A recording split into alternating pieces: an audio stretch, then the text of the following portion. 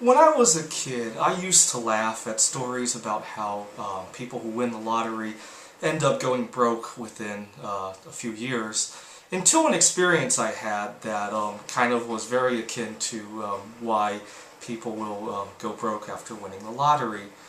So my second year at RIT, where I was working on my PhD, I moved into my office. I had a financial issue at the time.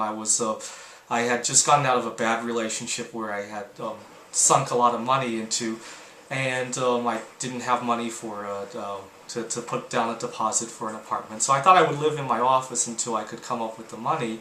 And it turned out I liked my office so much. I lived there for almost 2 years. And the thing is, I saved a lot of time. I mean, if I had a meeting with my advisor at 10, I was waking up at 9:45 sometimes.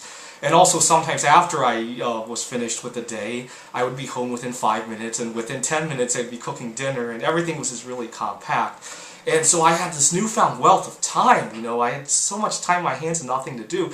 And I took up a lot of hobbies, you know. I was still collecting the copper, and I spent even more time doing that.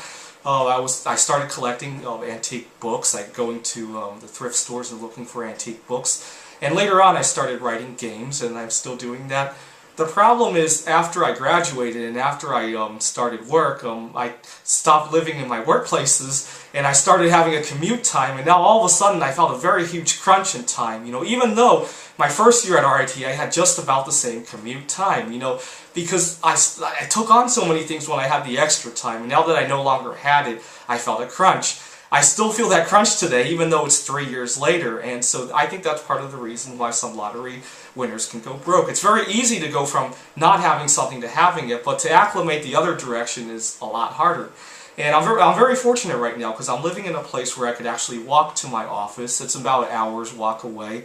But then I get my exercise at the same time as my commute, so it's not as wasteful. Unfortunately, I'm down a steep hill, so I can't really take my bike up that hill.